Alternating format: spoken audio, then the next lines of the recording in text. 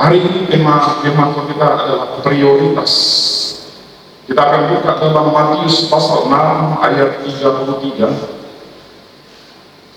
Matius pasal 6 ayat 33. Saya jemput kita semua bangkit berdiri, haleluya. Dan dengan suara yang keras, dengan hati yang sungguh-sungguh konsentrasi, saya berharap kita semua tidak ada sedetik pun hilang untuk konsentrasi, karena saya khawatir ketika kita terdistraksi dengan HP, dengan percil-percilan lain yang tidak penting, ada firman Tuhan yang disampaikan tidak saya ulangi lagi terlewat. Dan beda kalau kita mendengar firman Tuhan langsung seperti ini dengan rekaman YouTube. Jangan andalkan rekaman, nanti tunggu Pak kita kasih rekaman. Beda. Berkat Tuhan hari ini adalah fresh dan segar. Katakan amin. Kita sama-sama baca 1, 2, 3. Tetapi carilah dahulu kerajaan Allah dan kebenarannya, maka semuanya itu akan ditambahkan. Apa itu kerajaan Allah? Silakan dulu. Kita buka dalam Roma pasal 14 ayat 17. Kitab Roma dalam pasal yang ke-14 ayat yang ke-17, sama-sama kita baca 2, 3. Sebab kerajaan Allah bukanlah soal makanan dan minuman, tetapi soal kebenaran, damai sejahtera, dan sukacita oleh Roh Kudus. Katakan sama-sama, oleh Roh Kudus. Oleh teman, oleh jabatan, oleh posisi, oleh uang, oleh materi. Kita bisa senang, bisa. Uang habis, sedih. Teman kumpul sama kita bisa senang, senang. Bisa bahagia, bisa ketawa, bisa. Teman meninggalkan kita, kebahagiaan kita kecil. Materi, apa yang kita punya, apa yang kita capai, mungkin kita membuat kita senang. Tetapi firman Tuhan berkata di sini, carilah dahulu kerajaan Allah serta kebenaran.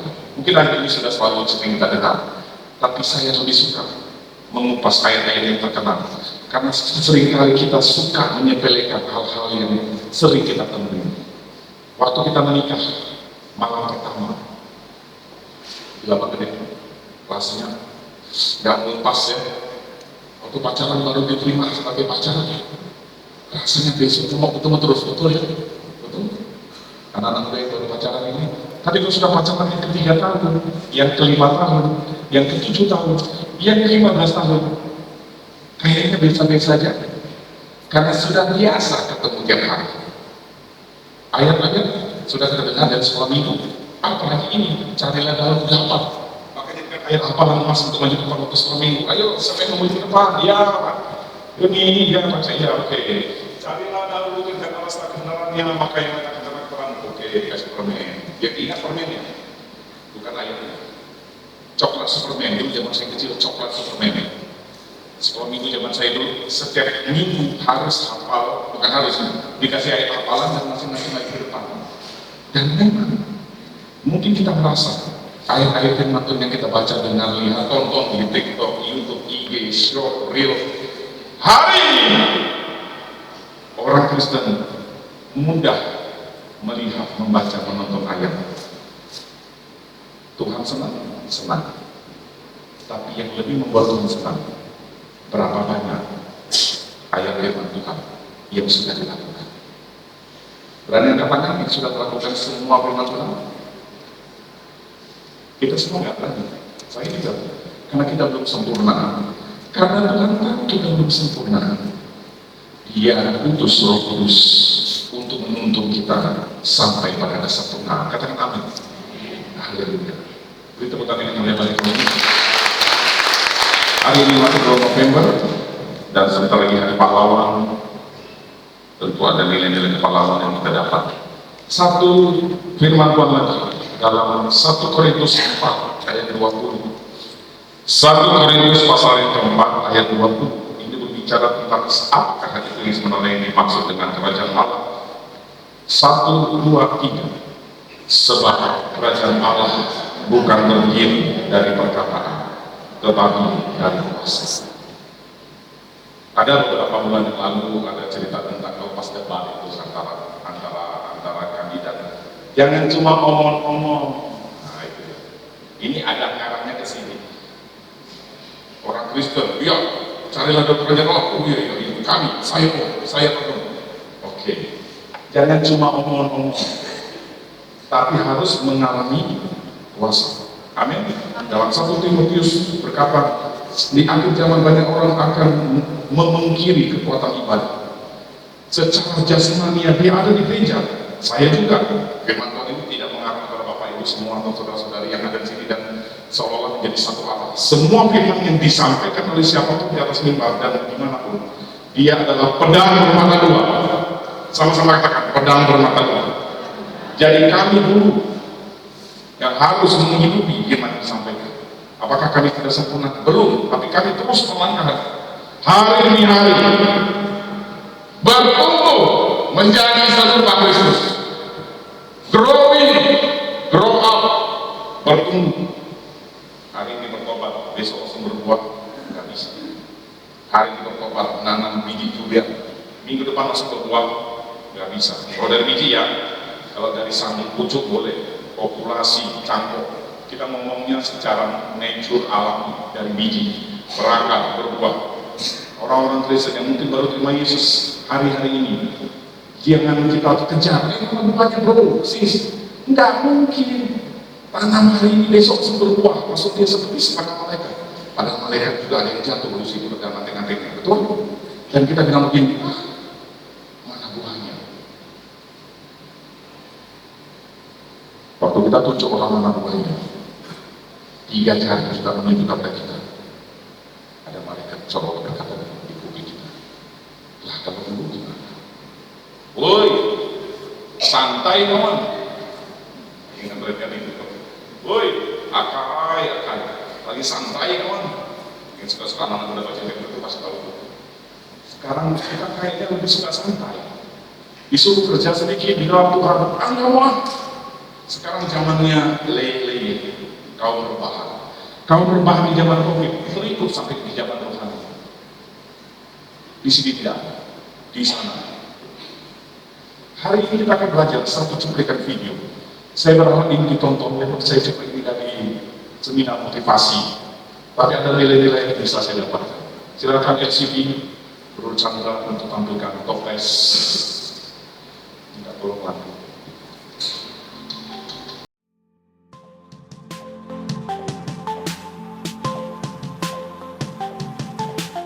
Seorang profesor sedang berdiri di depan kelas filsafat. Saat kelas dimulai, tanpa mengucapkan sepatah kata pun, dia mengambil sebuah toples kaca dan meletakkannya di atas meja. Ia mengisinya dengan bola-bola golf sampai penuh. Kemudian dia bertanya kepada para mahasiswanya, apakah toples itu sudah penuh? Mereka menyetujui. Dia kemudian mengambil kerikil dan mulai menuangkannya ke dalam toples. Dia mengguncang-guncang ringan toples itu. Batu-batu kecil masuk, mengisi tempat kosong di antara bola-bola golf. Kemudian dia bertanya kepada para mahasiswanya, apakah toples itu sudah penuh? Mereka semua setuju bahwa toples itu sudah penuh. Selanjutnya, sang profesor mengambil pasir dan menebarkannya ke dalam toples. Tentu saja pasir itu menutup semua celah di dalamnya. Profesor sekali lagi bertanya, apakah toplesnya sudah terisi penuh? Para mahasiswa dengan ragu-ragu menjawab, mungkin belum penuh, Prof. Kemudian profesor itu mengeluarkan 2 botol minuman ringan dan menuangkan isinya ke dalam toples. Secara efektif mengisi ruang kosong di antara pasir. Para mahasiswa pun tertawa. Sang profesor mulai menjelaskan, toples itu menggambarkan kehidupan kalian. Bola-bola golf adalah hal-hal penting di dalamnya, yaitu Tuhan, keluarga, anak-anak, kesehatan, teman, dan para sahabat. Jika segala sesuatu hilang dan hanya tinggal mereka, maka hidupmu masih tetap penuh. Batu-batu koral adalah segala hal lain, seperti pekerjaanmu, rumah, dan mobil. Pasir adalah hal-hal remeh di dalam hidup kalian. Hal-hal sepele yang ikut mewarnai hidup kalian. Jika kalian memasukkan pasir terlebih dahulu ke dalam toples, maka kalian tidak akan berhasil memasukkan semuanya. Hal-hal yang sama akan terjadi dalam hidup. Jika kalian menghabiskan energi untuk hal-hal yang sepele, kalian tidak akan mempunyai ruang untuk hal-hal penting yang kalian buat. Jadi, mulailah beri perhatian pada hal-hal kritis dan urgent untuk kebahagiaanmu. Bermainlah dengan anak-anakmu, luangkan waktu untuk check up kesehatan, ajak pasanganmu untuk keluar makan malam. Akan selalu terdapat waktu untuk membersihkan rumah dan memperbaiki perabotan. Berikan perhatian terlebih dahulu pada bola-bola golf, hal-hal yang benar-benar penting dalam hidup. Atur prioritasmu. Setelah selesai, maka uruslah yang terakhir, urus pasirnya. Salah seorang mahasiswa mengangkat tangan dan bertanya, "Lalu minuman mewakili apa, Prof?" Sang profesor tersenyum dan menjawab, "Saya senang kamu bertanya. Itu untuk menunjukkan kepada kalian, sekalipun hidupmu tampak sudah begitu penuh, akan selalu tersedia tempat untuk secangkir kopi bersama sahabat." Memiliki prioritas adalah penting.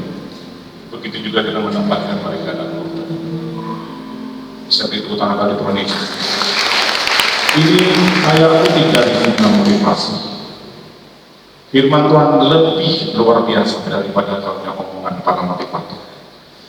Matius 6 ayat 33 tahun sebelumnya. Carilah dahulu kerajaan Allah serta kebenaran. Dalam cerita di video ini, itu bagian bola-bola yang besar, letakkan dulu di toples hidup kita. Bapak Ibu Saudara-saudari yang mungkin hari ini prioritasnya terbalik, hal-hal remeh, enteng, receh, kepahitan, kedongkolan, kebencian, dendam, amarah, balas dendam, memenuhi hatimu dan hati kita. Mungkin saya yakin, saya doakan, saya percaya tidak ada di sini. Tapi jika itu ada, cepat bereskan di hadapan Tuhan. Toples hidup kita dipenuhi dengan pasir-pasir, hal-hal yang remeh-temeh sepele, dan baru kita mau coba isi dengan bolo-bolo atau kolak dan hal-hal yang penting dan jauh lebih penting. Tidak akan dimuat. Bapak Ibu firman Tuhan selalu mengingatkan kita, jangan menjauh dari ibadah seperti yang dibiasakan oleh orang-orang yang lain. Ibadah itu penting karena berbicara tentang manfaat yang sekarang dan yang di depan. Kita lebih suka memoles wajah kita supaya cantik, ganteng, kekar, sehat, bagus karena menjaga kesehatan. Tapi kadang-kadang ada hal-hal remeh. Di pagi hari seharusnya kita membaca, merenungkan firman Tuhan dan berdoa terlebih dahulu. Tapi detik pertama kita buka HP yang ada yang baca, gosip, membalas status. Apakah itu salah? Tidak salah. Tapi itu artinya kita keliru dalam menempatkan prioritas di dalam hidup kekristenan. Hari ini kita datang jauh-jauh dari rumah kita ke tempat ini untuk beribadah. Prioritas kita memuji, menyembah Tuhan, mendengarkan dan merenungkan firman Tuhan. Tapi seringkali ada hal-hal remeh yang mungkin mengganggu pikiran kita. Kita ingat di rumah nanti mau masak apa ya di sini ya, kita mungkin mau kafe mana ya di sini ya, atau tangan kita lagi asik janjian sama teman, ayo habis ini kita ke kafe mana. Apakah itu salah? Saya tidak bilang salah atau benar. Saya berkata, mari kita tempatkan prioritas hidup kita, Tuhan dan segala hal-hal yang berhubungan dengan kerajaan Allah dan kebenaran. Apakah yang tidak penting? Sama-sama penting. Tapi prioritas yang pertama, ada buku tahun 90-an saya baca dan saya beli, sampai saya masih ingat sampai hari ini. Dia punya judul First Thing First, dahulukan hal-hal yang utama. Apa itu hal-hal yang utama dalam kekristenan? Tadi kita sudah baca, mencari kerajaan Allah serta kebenarannya. Apa yang kedua? Menjaga fokus kita hanya memandang kepada Yesus. Kita buka Ibrani pasal 12 ayat 1 sampai 2. Dalam kitab Ibrani pasal 1 ayat 2 kita akan masuk dalam poin-poin prioritas dan mungkin ini sudah sering atau kita dengar, baca, bahkan kita khotbahkan, tapi tidak mengapa.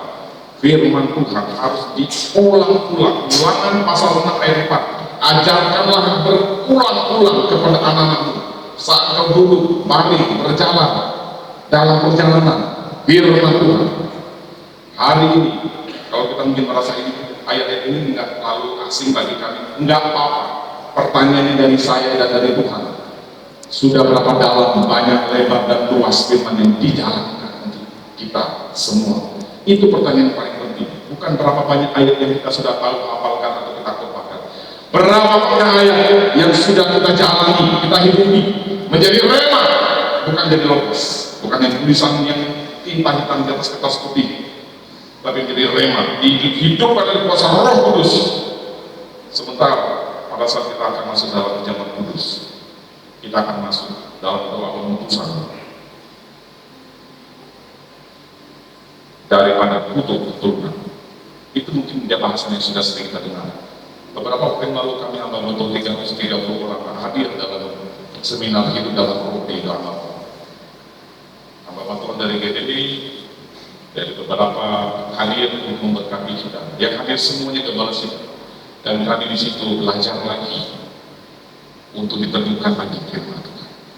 Dan saya akan bagikan di sisi-sisi ini dalam step by step dalam pertemuan kita berikut-berikut.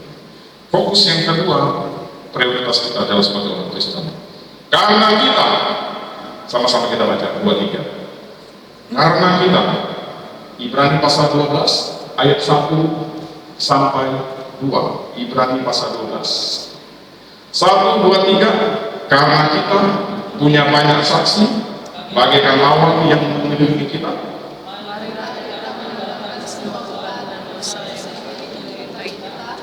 dan berlomba dalam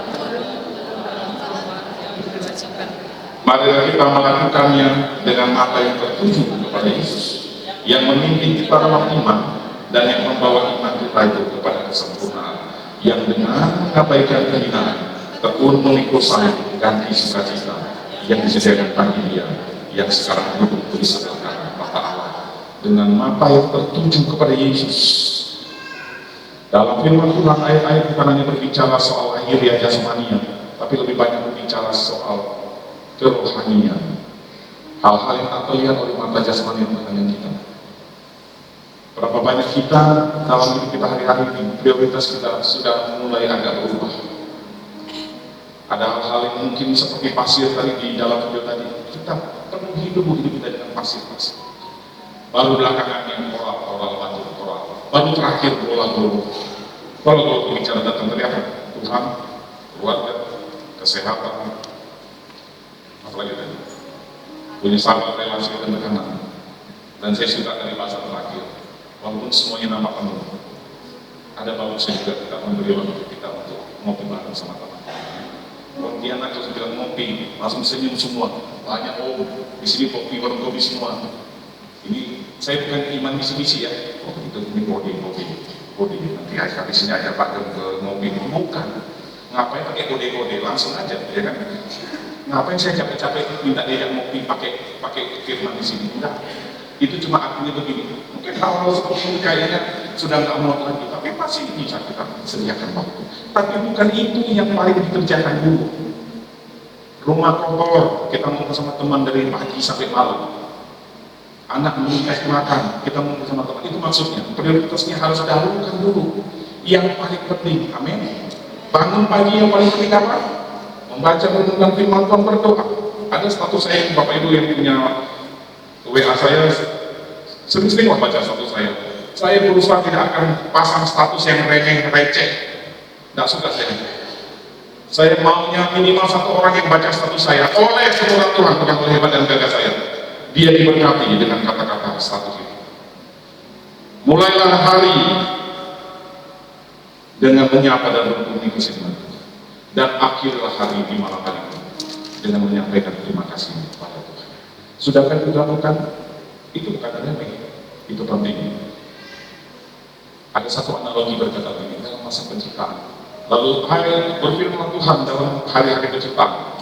Hai dalam air, muncullah makhluk yang ikan-ikan di laut, semua ya. Kemudian pada hari keberapa hari itu? Hari keempat, hari kelima, tanah menumbuhkan pohon-pohon dan karang-karang. Dan baru yang hari ke-6, Tuhan berkata, marilah kita. Beda. Hari 1, 2, 3, 4, 5 berfirman Tuhan, jadilah terang. Jadilah terang di atas langit. Yang besar menguasai siang, yang kecil menguasai malam. Air laut bagaimana air, makhluk-makhluk dari air. Dia ceritakan lagi firman pada tangan, dari dalam tanah muncullah tumbuh-tumbuhan, pohon-pohonan. Tapi hari ke-6, manusia spesial. Dia tidak bilang tanah, air, langit terpisah antara terang dan gelap. Bapa di surga berkata begitu. Hari ke-6, marilah kita menjadikan manusia. Ikan tanpa air mati. Air tanpa ikan top apa? Katakan amin. Pohon, saya tidak bilang hidroponik ya, karena orang saking pintarnya, maka sampai ada Farisi dan Taurat muncul juga di depan kita. Sekarang nggak pakai tanah om, sekarang pakai media hidroponik. Udah, saya bilang pohon. Ada hidroponik pohon besar durian kan? Nggak ada. Ada yang bisa nanam hidroponik pohon durian segede kapan? Nggak mungkin.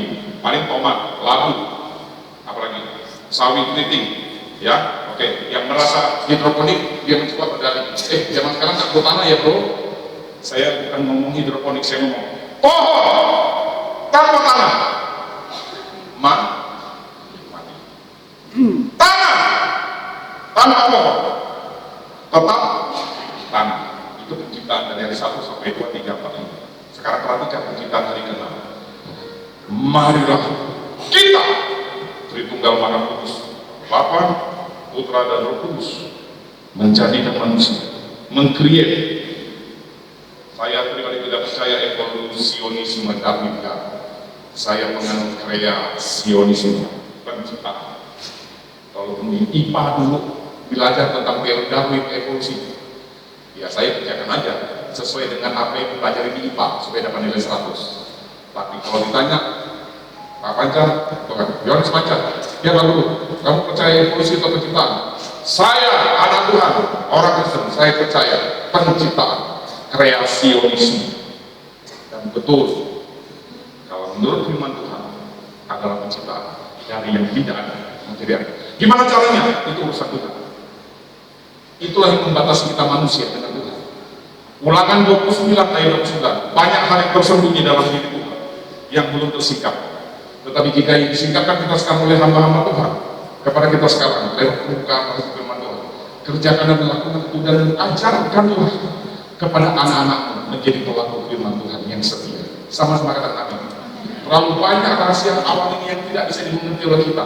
Jangan sampai otak kepala kita mikir gimana cara bumi bisa putar sana putar sini, atau apakah ada unsur lain bukan hiburan atau planet atau apa. Terserah. Yang penting Tuhan menciptakan langit dan bumi. Hai laut, dari dalam muncullah ikan-ikan bergerak. Darat menumbuhkan pohon-pohon. Makhluk-makhluk hewan darat melata, ular merayap hari ke-6. Dan marilah kita menjadikan manusia. Di dalam setiap pribadi manusia, perhatikan baik-baik, ada unsur ilahi yang membuat kita sekarang hidup. Terlalu sering saya bertemu dengan orang yang tinggal detik-detik terakhir akan meninggal. Dalam 1-2 bulan terakhir ini saya di depan mata berat. Saya hubungi orang tuanya, pendeta bisa ke rumah sakit sebentar. Anak saya sudah tidak punya. Ini hanya ditopang dengan alat-alat penopang kehidupan, respirator, semua segala. Saya kalau sebenarnya pasti orang-orang sanggup paham itu. Saya mau menolak, saya hamba Tuhan dan dipercaya oleh orang Tuhan. Bapak ini bisa bayangkan ya, depan saya alat kerja, orang tuanya menangis sejari-jari, dan saya sambil lihat itu osilator.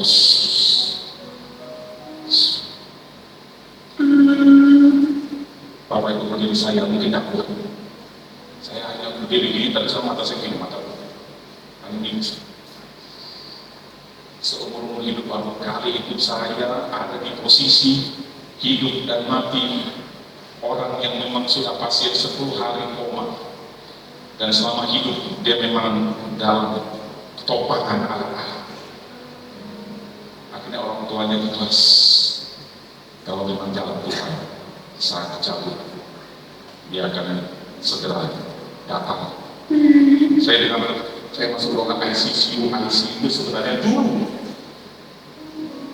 saya ingat anak saya tahun 2007 saya masuk ruangan ICU hari kelima Rafael tahun 2007 bulan Desember. Kalau anak saya masih hidup ini ganteng masih, karena mukanya ini istri saya 17 tahun dia sekarang, anak bujang ya sekarang, sedikit lagi saya jadi kakek nanti. Bukan saya mengingat-ingat masa lalu, tapi kalau jika bukan Tuhan yang ada dalam toples hidup saya akan mudah jatuh. Kalau bukan kan kekuatan dari kuasa Roh Kudus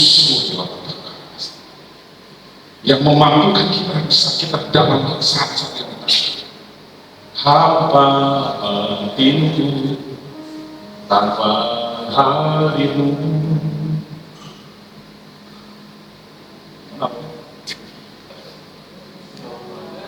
Kau mengenal hatiku, kau mengenal hatiku. Tadi lagu lupa, aku takut. 1, 2, 3. Hamba hatiku tanpa hadirmu. Saya tidak janjian sama Tommy Minggu. Hari ke-6 Tuhan berkata, silakan baca kita baca. Marilah kita menjadikan manusia seperti rupa dan gambar. Ada unsur Allahi dalam diri manusia, tidak bisa kita sangkal. Ikan tanpa air mati, air tanpa ikan tetap air. Pohon tanpa tanah mati, tanah tanpa pohon. Semua apapun pohon sama tanah ini jelek, lalu becek, aku tinggalkan kau ya. Dia pikir tanah nangis-nangis, pohon kembalilah kepadaku, pohon kembali kepadaku, pohon enggak. Tanah tetap tanah dengan kewibawaannya, dengan kediamannya. Si pohon yang sombong yang dia beranjak lepas dari tanah, cepat atau lambat jangan 1, 3 unsur Allah ada dalam penciptaan manusia dalam Kejadian 1. Marilah kita jadikan. Kemudian setelah manusia dari hutan itu dibentuk, lalu Tuhan menembus ke atas.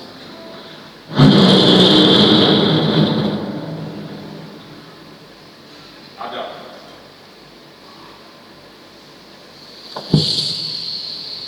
masuk buka mata. Menurut agama lain, udah baca? Katanya Adam tingginya 20 hasta, 60 hasta. Saya hitung 60 hasta dikali 45 cm, 24 meter. Kata teman-teman kita, betul? Udah baca gitu? Udah. Saya nggak mau ke situ, nanti pusing. Mau tingginya 50 meter, mau tingginya 1 kilo, pokoknya ada. Oke? Biarlah urusan masa lalu itu kita udah serahkan saja sama ahlinya. Oke? Tapi orang Kristen garansi, dan saya belajar teologi, nggak ada bilang ada tingginya sampai 30 meter. Mungkin ya seperti itu. Ada unsur Allah. Saya akan masuk dalam kata-kata kunci. Manusia tanpa Allah. Cepat atau lambat? Cepat atau lambat? Tapi saya kasih itu bohong. Saya nggak ateis, saya agnostik, saya nggak percaya Yesus, saya nggak percaya Tuhan. Tubuhmu yang hidup, roh dan masa depanmu mati. Kok bisa? Karena akulah jalan dan kebenaran dan hidup. Barang siapa yang datang kepada surga, kepada Bapa, tidak ada jalan lain tanpa melalui selain melalui kata Yesus. Yesus jalan, di luar dia tidak ada. Yesus kebenaran, di luar dia tidak ada kebenaran. Yesus kehidupan, di luar dia tidak ada. Masuk dalam pemerintahan manusia, coba tinggalkan Tuhan. Dia mungkin hidup fisiknya, jasmaninya, rohnya lambat-lambat lemah, melarat, belum lagi leton, lesu, lelah. Titik terakhir itu binasa. Tuhan tanpa manusia tetap Tuhan. Katakan sama-sama, Tuhan tanpa manusia tetap. Jadi siapa yang butuh Tuhan? Loh, kok ragu-ragu? 1, 2, 3. Siapa yang butuh Tuhan? Bukan kamu yang memilih aku, tapi aku yang memilih kamu. Seluruh kebanggaan kita, prestasi kita, pencapaian kita, apapun yang kita banggakan di dunia ini, semuanya sia-sia jika sampai titik terakhir masa itu menapas lagi engkau meninggalkan Tuhan. Marilah kita menjadikan manusia unsur roh Allah ini, roh Tuhan ada dalam diri kita.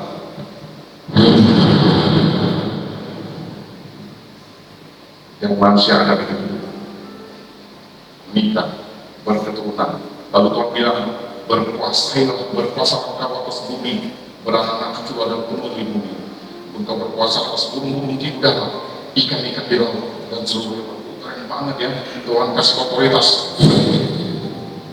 Tapi Kejadian pasal 3, karena ketidaktaatan Hawa dan Adam, status itu lepas. Masuk dalam Lukas pasal 4, ketahuan siapa yang ingin mencuri otoritas kuasa atas dunia dan bumi dan seisinya.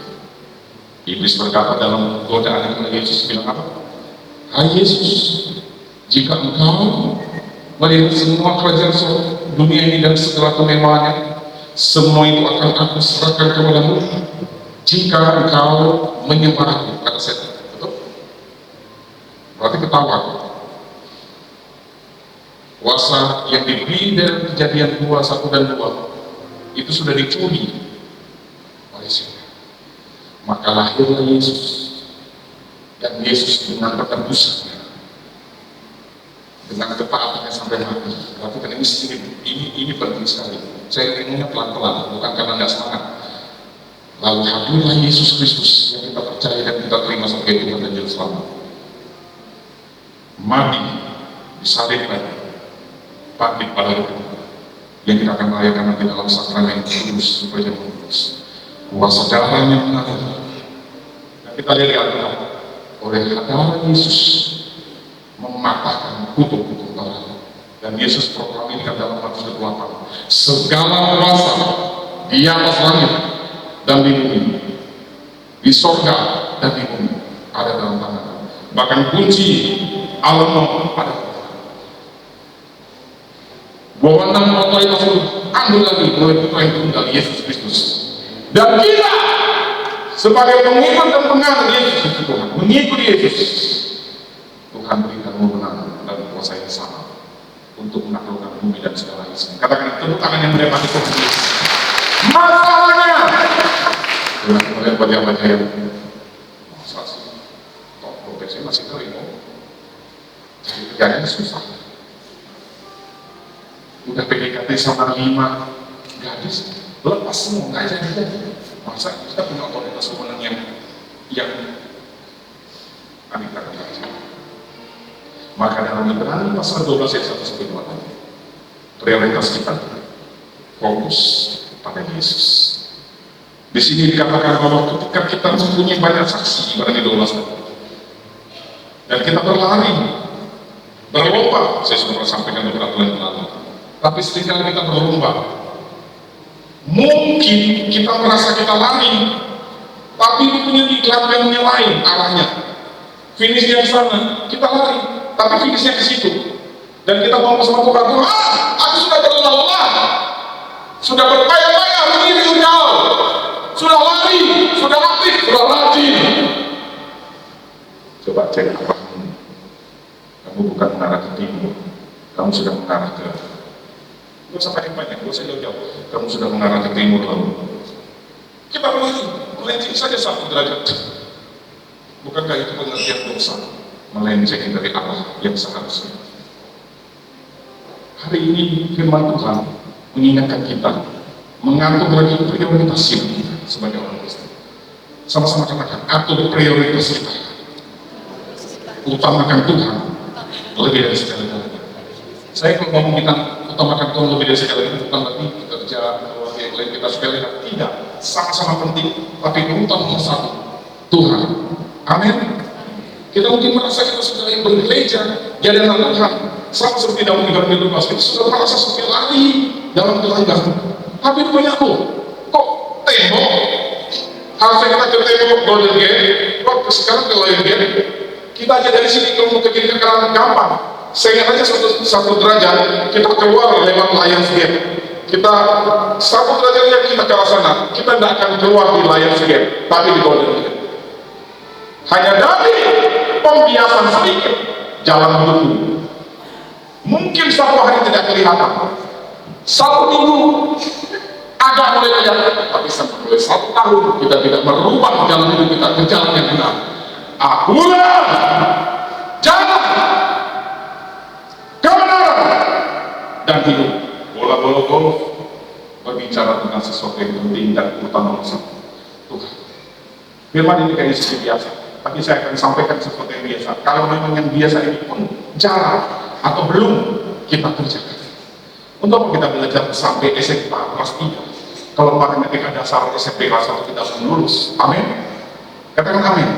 Kita capek-capek belajar integral, koefisien, ekuivalen, dx, dy, dz sampai trigonometri. Tapi 5 tambah 5 nggak tahu.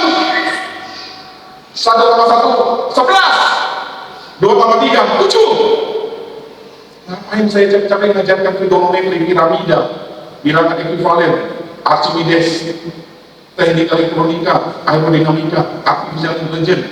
Kalau hanya megang komputer saja mungkin masih payah-payah. Makanya kadang-kadang Tuhan kasih kita, saya juga, saya bilang kita ya, seperti saya jadi ingat, anak-anak suka dengar ini, remedial. Sama-sama katakan remedial. Apa itu remedial? Kita kerjakan lagi soal yang sama. Apa syaratnya kita lepas dari remedial? Lulus. Bapak Ibu sudah pernah merasa atau dalam ini berdosa angkat tangan? Cukup angkat kepala saja. Yang merasa kayaknya problemnya remedial ini lagi. Angkatkan kepala yang merasa problemnya kayaknya ngulang-ngulang lagi. Itu bukan berarti Tuhan jahat sama kita. Tuhan mau kita naik kelas, katakan ini. Tapi prinsip naik kelas adalah lulus tes, lulus ujian. Kalau kita ngampus, ada mata kuliah yang ini dokter, udah ada skill ya. Nah, dalam stase berapa? Saya tidak lulus, harus pulang kan? Harus. Saya kuliah di Fakultas Teknik jurusan Elektro tahun 93 di Universitas Kristen Capil Wacana Salatiga. Tadi malam saya ketemu kawan saya ini, saya saksinya. 30 tahun nggak ketemu, tiba-tiba saya dapat nomor dari koleganya Bapak Frans Manurung dari UKDW datang kemarin siang 3 orang dan saya menyambutnya.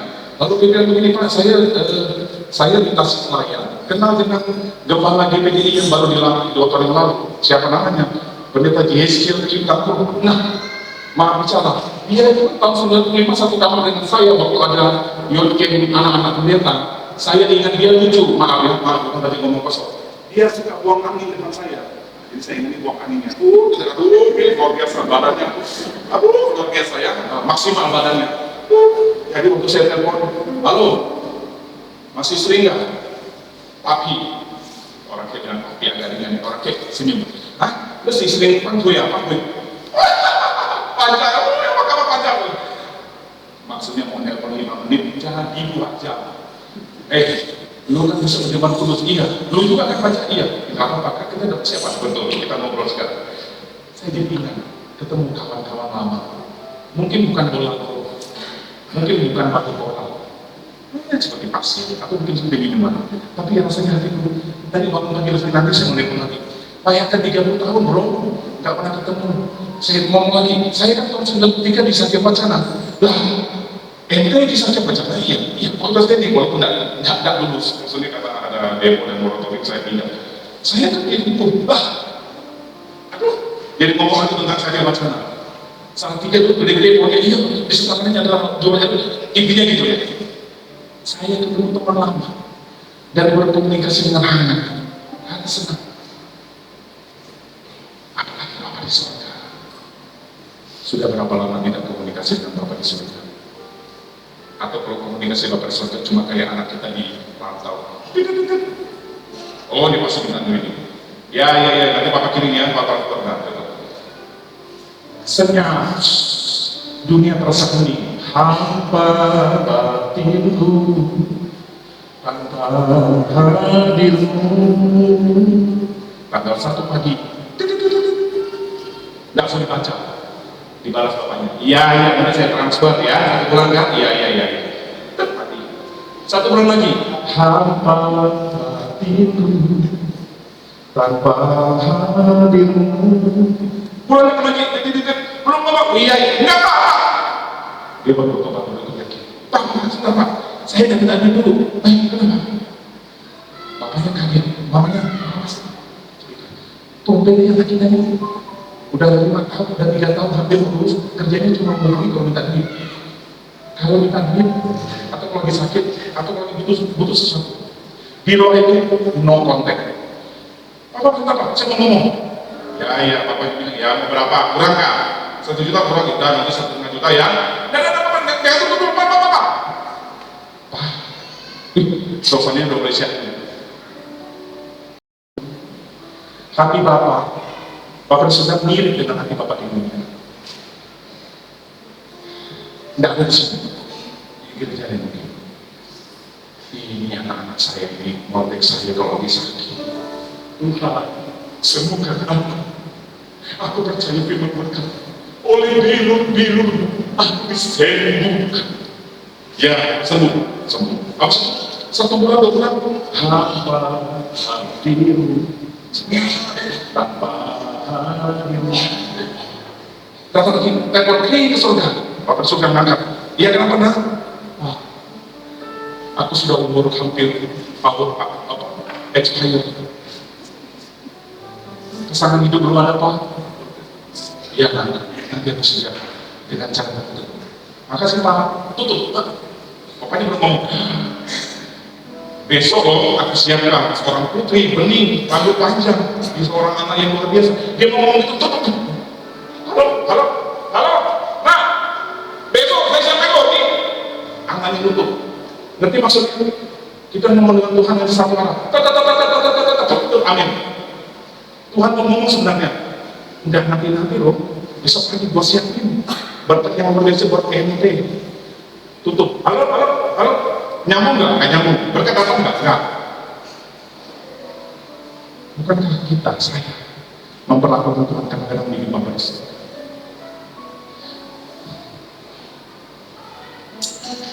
Lagi baru mau, lagi senang. Ini gua punya kerjaan Pak, sorry ya Bapak, ini kerjaan gua kerja keras. Gua sudah mencapai target, bahkan melebihi ekspektasi dari perusahaan, gua dapat bonus. Ini gua punya misi. Sepi.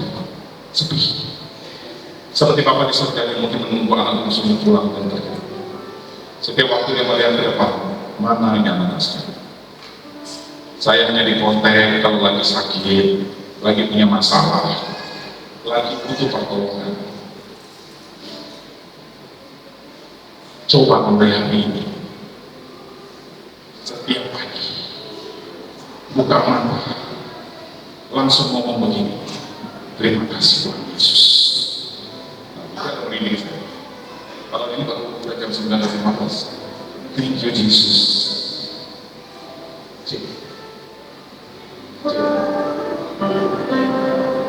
Percaya janjimu ajaib. Kita ngomong sama Bapak. melukis dalam kehidupanku. Ku berserah di dalam kekuatan hanya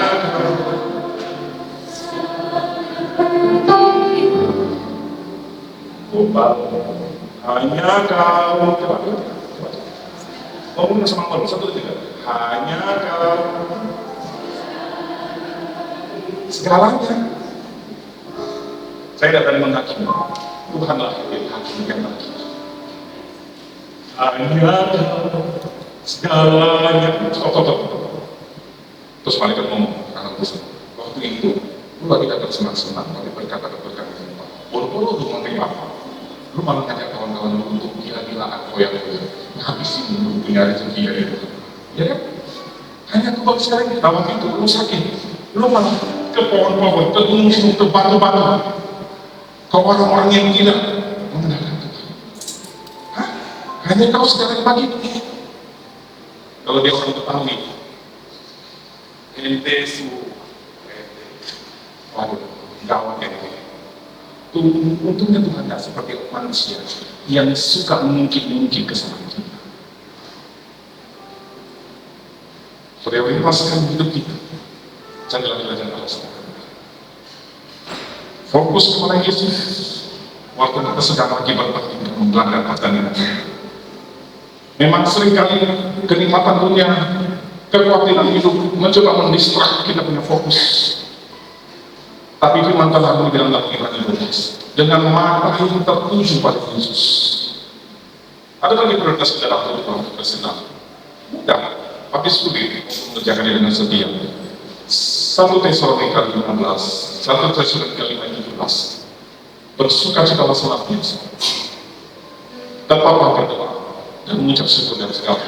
3 aspek ini bagi kami, bagi kita semua itu menjadi sebuah persoalan.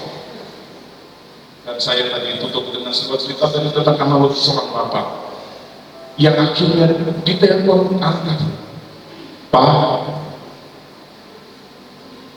ya nak, duitnya kurang, bukan dulu sampai lupa kali ini.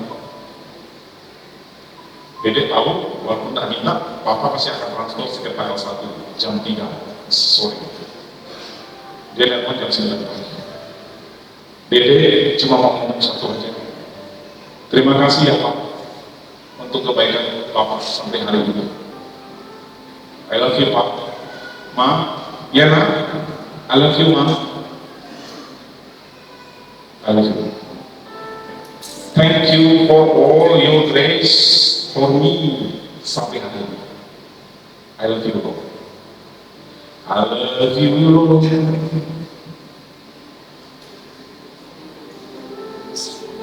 Masih bisa jadi. Ku cintakan rahmatmu nyata bagiku. Kita ngomong sama Bapak. Bapak, thank you. Terima kasih buat rahmat dan kasih karunia kita. Hari ini aku masih sehat, aku masih bernafas, aku masih hidup, aku masih melakukan banyak hal, dan aku mengundang Tuhan untuk hadir dalam seluruh aspek hidup. Aku jadikan kau prioritas. Seperti video tadi, aku akan pulang dari tempat ini. Aku akan menempatkan bola-bola huruf yang mewakili unsur ketuhanan, keluarga, kesehatan. Saya suka berdoa begini, kiranya Tuhan memberkati lebih kita. Sehat roh, jiwa, tubuh, sehat finansial, sosial, spiritual, sehat mental dan moralitas. Masa lalu, masa kini, masa depan dibungkus dengan darah Yesus. Ini doa banget. Dan jujur, saya setiap saat bukan mungkin untuk pamer prestasi enggak, tapi nggak apa-apa. Hamba Tuhan, kami para gembala selalu berdoa ke jemaat Tuhan. Hari ini di atas mimbar yang kudus ini, saya mengingatkan kita semua, mari berdoa ketika kami para hamba Tuhan. Katakan amin. Jangan hanya mendoakan diri sendiri dan keluarga dan orang lain, lupa doakan orang pastori. Hamba-hamba Tuhan setiap pagi berlutut menangis. Jika ada mendengar jemaatnya sakit, kami gembala ikut sakit. Yang sedang mengalami pasca operasi dan sedang masuk dalam operasi, kami juga rasakan seperti di operasi. 24 jam, 7 hari seminggu. 30 hari sebulan kami seperti dokter, mungkin dokter masih bisa tidur. Kalau kami ditelepon jam berapapun, apalagi sama orang dari Komisi Sosial Depok yang siapa lagi? Pertanyaannya siapa lagi? Atau di mana? Jadi saya kalau udah mulai tidak apa-apa sebut namanya Om Yopi, Om Nobia Bibi, hari nanti teleponnya di luar jam yang biasa. Saya biasa nanya, ya maaf, siapa kira-kira? Oh enggak, cuma mau bahas ini kita kapan lama. Oh, aku situ akan dulu. Ngerti maksudnya? Kalau sosial media sudah telepon, nah, pertanyaannya dua, siapa sakit atau siapa yang akan kita urus, ya. Tapi puji Tuhan, selama sekian bulan ini kita doakan sampai Tuhan datang ya, data yang urusan ini semua sehat, amin. Semua banyak umur, katakan amin. Semua diberkati, haleluya. Fokus, prioritaskan Tuhan lebih dari segala, keluarga, kesehatan, tekan teman-teman dan sahabat. Nah, nanti kalau urusannya air minum tadi masih ada waktu untuk ngopi baru, tidak apa-apa. Tapi jangan itu didulukan dulu. Semuanya sudah lengkap, baru kita isi waktu sedang kita dengan mengumpul sama-sama. Firman Tuhan hari ini sederhana sekali. Teruslah berkomunikasi dengan Tuhan dalam segala keadaan. Tidak menunggu kita lagi susah baru kita telepon Tuhan atau minta Tuhan tolong kita. Tapi kapan kita berterima kasih Tuhan, I love you, Tuhan, thank you. Tidak. Apa cara kita berterima kasih dengan mudah kepada Tuhan setiap pagi? Ingat akan korban Yesus di salib Golgota. Ketika kita mulai menyembah Tuhan, kita mungkin sudah tidak tahu lagi alasan apa lagi untuk bersyukur sama Tuhan. Bersyukurlah untuk korban Yesus di atas salib Golgota, yang oleh darahnya berkat Tuhan mengalir, mematahkan setiap kutuk-kutuk garis keturunan. Dalam perjanjian lama, jika orang menyembah berhala, kesalahan bapa akan dituntut sampai keturunan kamu ini ke satu, kedua, ketiga, keempat. Nanti pada saat kita pegang darah, pegang anggur, lambang darah Yesus, nanti itu kata-kata saya, kita akan masuk dalam doa pemutusan, tutup keturunan. 4 keturunan di atas kita, saya percaya masih itu menyembah berhala, karena kekristenan masuk di Indonesia tahun 1900-an, betul? Atau di bawah Belanda. Lebih dari itu, kebanyakan kita punya nenek moyang yang bukan mungkin bisa dipastikan mereka penyembah berhala, betul? Dan mereka berkoordinasi, bekerja sama dengan berhala untuk rezeki, untuk kemudahan. Nanti kita doa pemutusan. Saya mau kita semua ikuti sama-sama, bukan dari mulut, tapi dari sungguh-sungguh. Secara alami kita putuskan. Kalau memang sudah pernah ikut doa ini, tidak apa-apa, kita ulang lagi bagi yang mungkin. Pada saat kita mengangkat, ini saya digerakkan Tuhan, jadi kita mengangkat darah Kristus, karena firman Tuhan berkata oleh darah Yesus mematahkan setiap keturunan dan anak-anak dan keturunan berkat Tuhan akan mengalir. Jadi harus itu yang mengalir ke bawah, terus di sini dari kita mengalir berkat dan rahmat. Apa yang dibutuhkan nanti kita dapat jalan selanjutnya. Mungkin kita melihat ada sesuatu yang berulang-ulang dalam keluarga kita, persoalan ini, persoalan itu. Saya nggak mau sebutkan, takutnya terkesan menghakimi. Persoalan seperti ini, kok gini terus? Putuskan dalam Yesus. Beberapa kali saya bicara dengan seksi itu ada panitia Natal. Jujur saya mau terang di tempat ini. Beberapa tahun yang lalu, kalau kita sudah ngomong Natal, selalu ada lihat-lihat kecil bahkan perselisihan. Sejak 2 tahun yang lalu, saya berdoa, saya komat dengan beberapa panitia Natal. Pak akan segala kebiasaan, kalau setiap mau Natal, karena beda pendapat lalu berangkat, aman, puji Tuhan. Itu contoh sederhana yang sudah terjadi. Ada hal-hal yang terjadi dalam hidup kita dan keluarga kita mungkin kayak berulang-ulang. Contoh, misalnya mungkin apalah, kita pakai jurus untuk dapat kuasa darah Yesus. Kita patahkan semua dan kita lepaskan berkat untuk hidup kita dan anak-anak keturunan kita. Amin. Mari kita